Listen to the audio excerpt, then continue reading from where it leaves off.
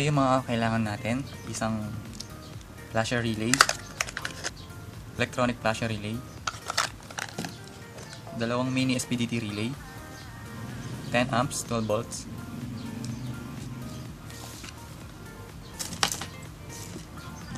anim na diodes, isang capacitor 2200 UF, 16 volts, or isang 5 wire na male and female socket, 5 wire,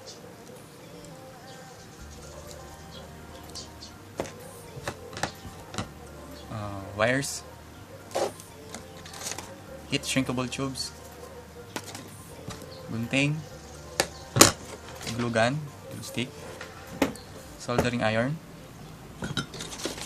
lid. Una, pagdikitin natin itong dalawang SPDT relay.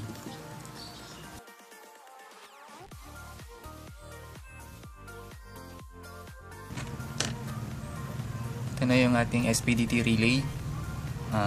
Kinunik ko na yung capacitor tsaka yung mga wirings dito. So, yung relay na to, meron siyang pin dito, itong sa gitna. Connect natin siya dito.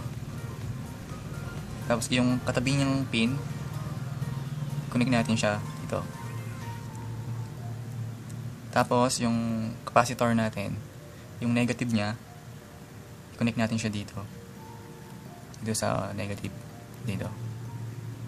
Ngayon yung positive ng capacitor dito naman. So yan.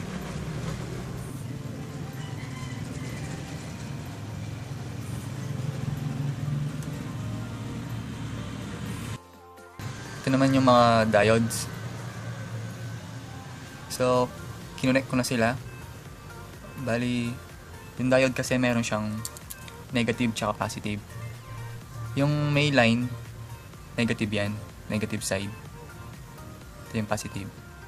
So, yung diagram nila, ganito.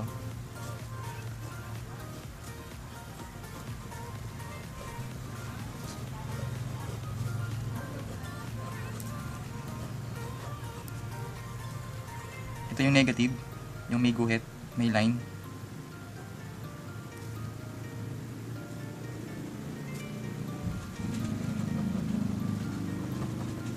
Tapos, connect natin. Pag-connect natin sila.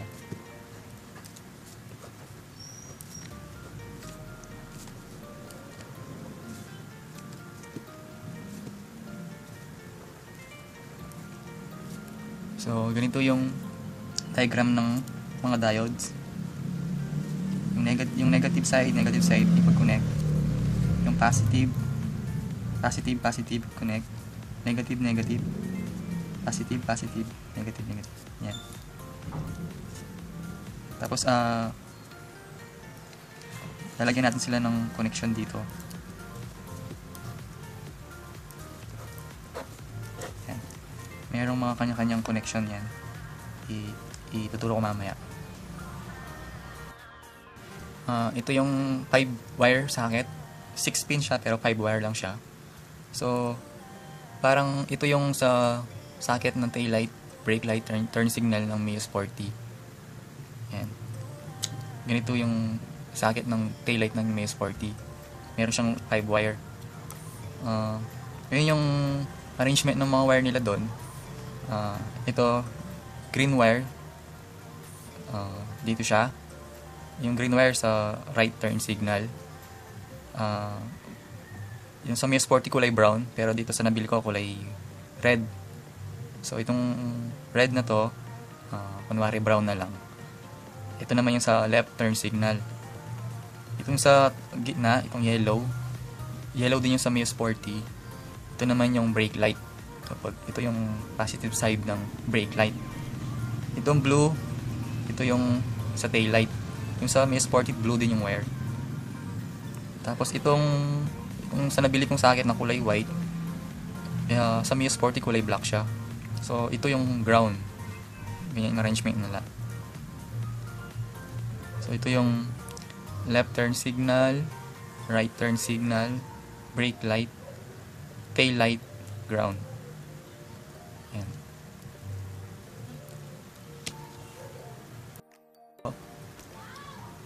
Ito yung 5-wire socket. Ito yung male. Ito yung female. Female, male. So, i-connect natin itong ginawa nating diode. Yung connection ng mga diode. So, dito muna tayo sa female na socket. Yung green, ito yung right turn signal. Itong red, left turn signal. Sa Mi Sporty, yung stock color nila is ito yung brown, ito green.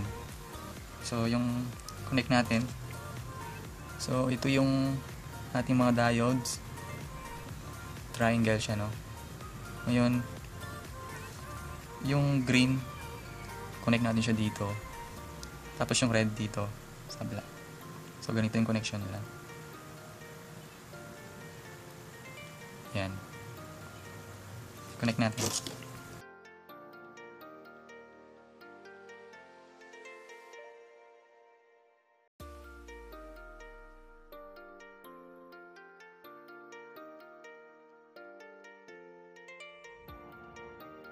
Pagkatapos dito sa male socket, yung wire natin sa turn signal, ito sa right turn signal, ito sa left turn signal. I-connect naman natin sila dito. Yan, ganyan.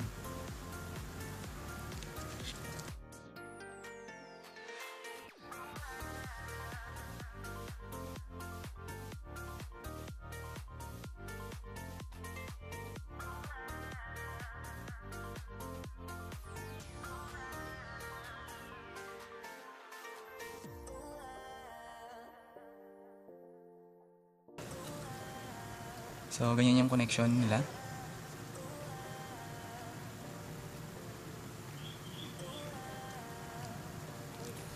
Tapos, itong blue wire, itong sa tail light, ay connect natin siya.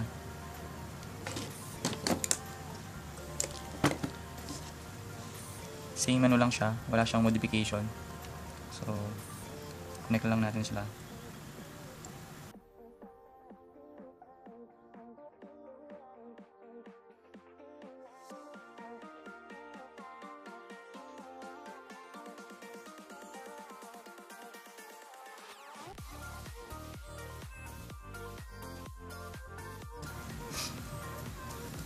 Yan.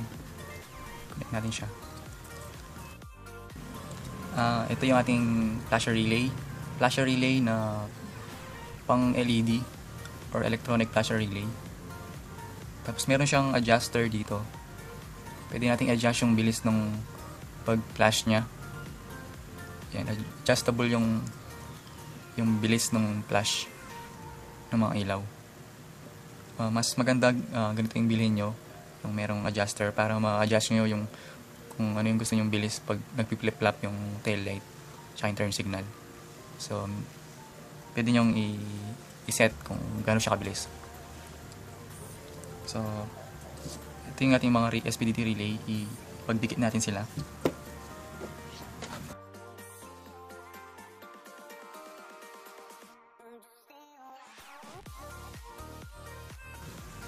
Tapos itong capacitor, dikit din natin dito.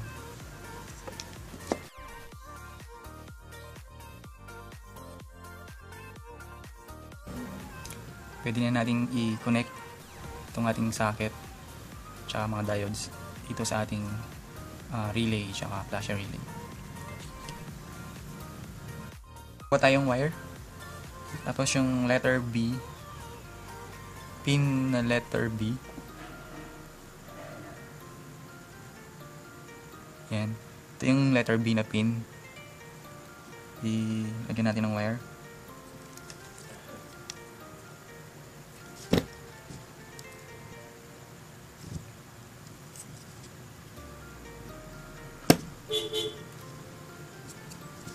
Yan.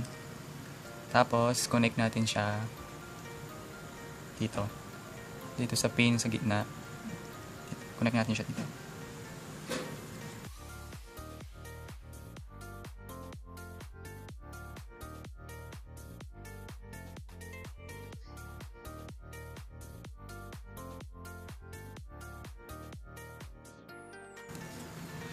Yan, ganyan.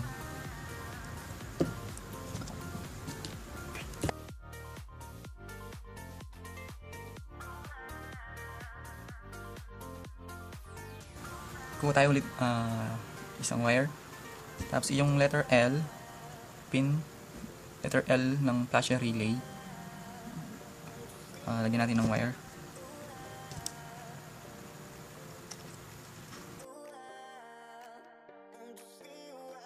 Tapos, connect natin siya dito. Ganyan.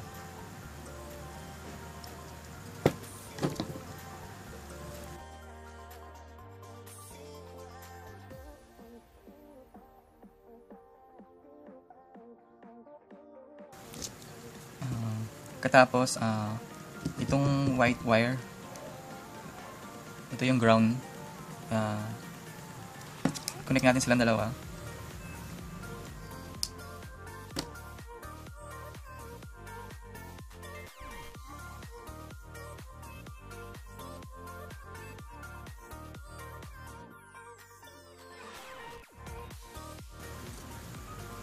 Tapos, connect natin sila dito. Connect natin siya dito. Ito yung ground. Ground ng mga relay. Tapos, yan. Connect natin siya sa ground.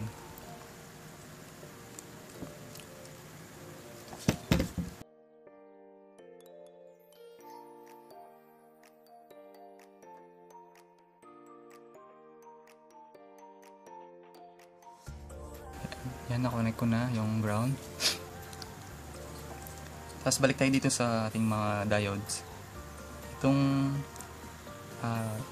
triangle, yung sa ito, yung nakaturo sa female socket, lagyan natin ng wire.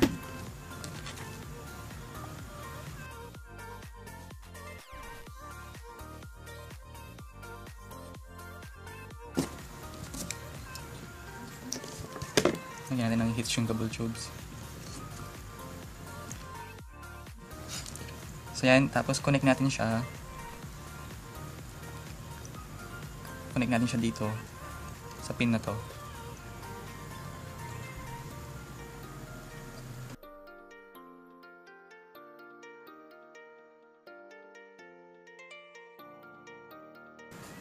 Pagkatapos, itong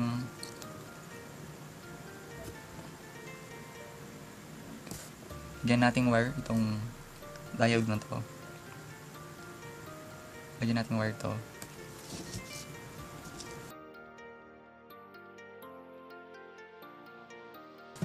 Yan. Tapos connect natin siya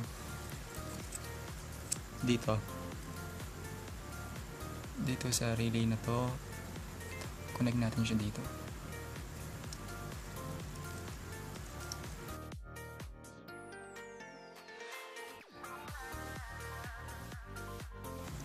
Yan. Tapos itong dito yung sa female socket, yung kulay yellow. Ito yung sa brake light. Connect natin siya. Connect natin siya dito. Ito sa pin na to.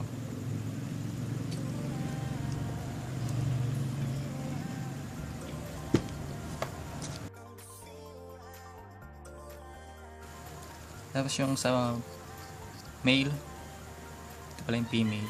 Dito sa male, ito, connect natin siya dito.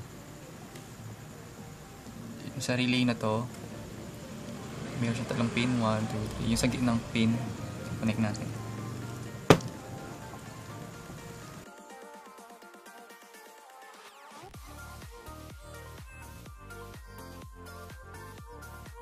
So, na-connect na natin lahat ng wire.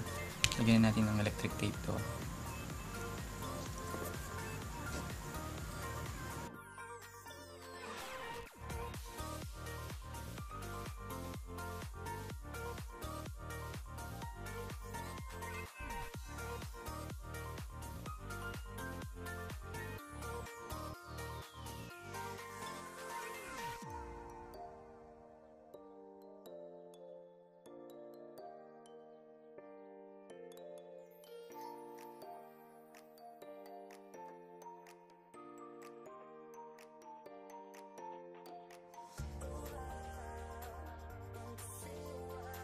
Install natin dito sa Mio Soul.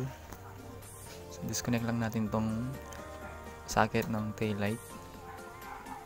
Tapos plug and play lang yung ginawa nating flip-flop module.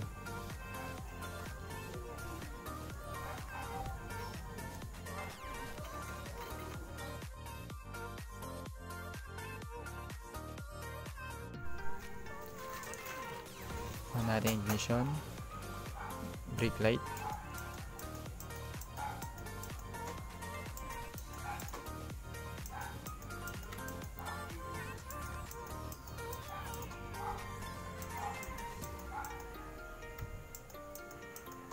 on natin flasher, brake light natin. So normal function ulit yung brake light kapag ginagamit natin yung mga turn signal. Normal function lang yung brake light. Pag in-off yung turn signal, gumagana yung flip-flop. Turn signal, so normal function yung brake light.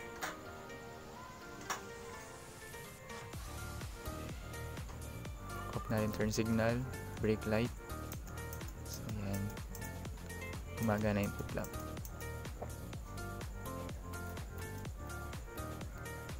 Pag hazard light, same normal function yung brake light.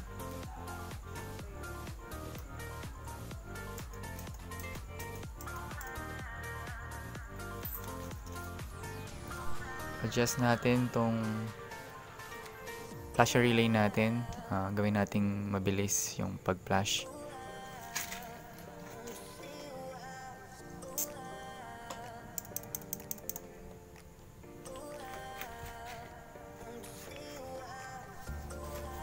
Yan, bumili siya.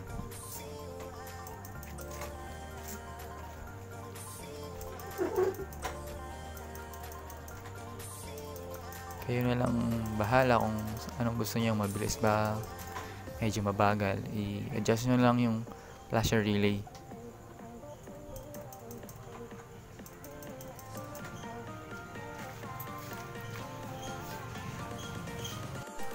Sinubukan ko siya dito sa Mio Sporty.